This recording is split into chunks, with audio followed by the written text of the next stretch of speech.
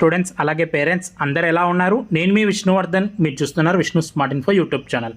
Students, మనకి NEET 2026 Telangana provisional merit list అయితే declare చేసేసారు. సో ఎవరైతే తెలంగాణ స్టేట్ కోటా కౌన్సిలింగ్కి అప్లై చేసుకున్నారో గవర్నమెంట్ అలాగే ప్రైవేట్ ఏ కేటగిరీ, ఎంబీబీఎస్ అలాగే బీడీఎస్కి, సో వాళ్ళకి ప్రొవిజనల్ మెరిట్ లిస్ట్ అయితే రిలీజ్ చేశారు. సో ఫస్ట్ అండ్ ఫార్మోస్ట్ మీరు చెక్ చేసుకోవాల్సింది ఏంటంటే, సో ఈ ప్రొవిజనల్ లిస్ట్లో మీ పేరు ఉందో లేదో మీరు చెక్ చేసుకోవాలి. ఈ ప్రొవిజనల్ మెరిట్ లిస్ట్లో ఎవరి పేరు అయితే ఉంటుందో సో వాళ్ళు ఫర్దర్గా కౌన్సిలింగ్కి ఎలిజిబుల్ అవుతారు అన్నట్టు.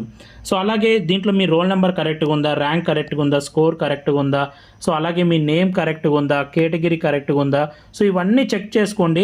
ఒకవేళ మీ డీటెయిల్స్ ఏమన్నా రాంగ్ ఉంటే సో మీరు 26 ఆగస్టు 12 లోపు సో ఇక్కడ పైన కనిపిస్తున్న KNR UG@gmail.com సో వాళ్ళకి మెయిల్ పెట్టాలి. మనం ఈ మెరిట్ లిస్ట్లో టోటల్గా ఎంతమంది ఉన్నారు కనుక అని అబ్జర్వ్ చేస్తే టోటల్గా 18,469 మెంబర్స్ ఉన్నారు. అండ్ ఓవరాల్గా కాంపిటీషన్ ఎలా ఉందన్న అంటే సో కాంపిటీషన్ అనేది బీభత్సంగా పెరిగిపోయింది మనకి తెలంగాణ స్టేట్లో. సో మనకు క్వాలిఫైడ్ లిస్ట్ రిలీజ్ అయింది కదా, సో అప్పుడు అనుకున్నాం కొద్దిమంది సో ఆంధ్ర వాళ్ళు కూడా హైదరాబాద్లో ఎగ్జామ్ రాయడం వల్ల ఏమన్నా మరీ ఇంత రేంజ్లో కాంపిటీషన్ అనేది పెరిగిందా అని అనుకున్నాం. సో లాస్ట్ ఇయర్తో కంపేర్ చేస్తే ఈ ఇయర్ కాంపిటీషన్ పెరిగింది. మరి ఈ రేంజ్లో పెరగడం అనేది క్వాలిఫైడ్ లిస్ట్లో కొద్దిమంది నాన్ లోకల్ వాళ్ళు ఉన్నారేమో అనుకున్నాం.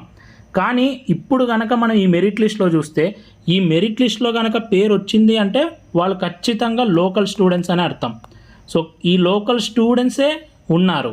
సో కాంపిటీషన్ అనేది ఆల్మోస్ట్ లాస్ట్ ఇయర్తో కంపేర్ చేస్తే +30 మార్క్స్ అనేది పెరిగింది మనం కట్ ఆఫ్ దగ్గర వరకు చూస్తే. సో మళ్ళీ ఈచ్ అండ్ ఎవ్రీ కేటగిరీలో ఎంతమంది ఉన్నారు అనేది మనం చెక్ చేయాలి. సో మనము ఇలా ర్యాండమ్గా +30 మార్క్స్ అని చెప్పలేము, ఎందుకంటే ఇప్పుడు మనకి ప్రతి ఒక్క ఇన్ఫర్మేషన్ ఉంది. బీసీబీ ఎవరు, బీసీఏ ఎవరు, ప్రతి ఒక్క ఇన్ఫర్మేషన్ ఉంది. కొన్ని కేటగిరీస్లో కాంపిటీషన్ తగ్గుంటుంది, కానీ కొన్ని కేటగిరీస్లో కాంపిటీషన్ అనేది పెరుగుంటుంది. మనం ఆల్రెడీ చూసాం ఎస్టీ కేటగిరీకి క్వాలిఫైడ్ లిస్ట్లోనే ఎంత కాంపిటీషన్ పెరిగిందో. సో అలా ఇంకొంచెం టైం పడుతుంది ఎవ్రీ కేటగిరీలో ఎంతమంది ఉన్నారు. అండ్ అలాగే +30 మార్క్స్ పెరిగింది కాంపిటీషన్, కానీ మనకి సీట్స్ కూడా పెరుగుతున్నాయి కాబట్టి ఇంత రేంజ్లో అనేది మళ్ళీ కట్ ఆఫ్ అనేది పెరగదు. అండ్ టాప్ మార్క్స్లో ఎక్కువ మంది ఉంటే సో వాళ్ళు ఆల్ ఇండియా కోటాకి వెళ్తారు. సో వీటన్నిటికీ సంబంధించి మళ్ళీ నేను సపరేట్గా వీడియో చేస్తాను. సో మీరు ఆ వీడియోలో నేను మీకు కేటగిరీ వైజ్గా కట్ ఆఫ్ చెప్తాను, అలాగే కాలేజ్ వైజ్గా కూడా కట్ ఆఫ్ చెప్తాను. అండ్ కొంతమంది పేర్లు వచ్చేసి ఇనెలిజిబుల్ క్యాండిడేట్స్ లిస్ట్లో వచ్చింది. సో మీరు కూడా చెక్ చేసుకోండి, మీరు ఎందుకు నాట్ ఎలిజిబుల్లో కూడా ఇక్కడ వాళ్ళు మెన్షన్ చేశారు. అండ్ మీరు కూడా 26 ఆగస్ట్ లోపు మీరు KNR UG అడ్మిషన్ వాళ్ళకి మెయిల్ అయితే పెట్టాలి. సో ఈ ఇనెలిజిబుల్ లిస్ట్లో కూడా 806 మెంబర్స్ని తీసేశారు. ఈ 806 మెంబర్స్ని తీసేసినా కూడా దాదాపు 18,400 కాంపిటీషన్ అనేది ఉంది. అండ్ టాప్ మార్క్స్లో కూడా కాంపిటీషన్ అనేది పెరిగింది. సో మనం ఇన్ డీటెయిల్గా తెలుసుకుందాం ఈచ్ అండ్ ఎవ్రీ కేటగిరీకి. సో ఈసారి కట్ ఆఫ్ ఎలా ఉండబోతుంది, కాలేజ్ వైజ్గా ఎలా ఉండబోతుంది అనేది తెలుసుకుందాం.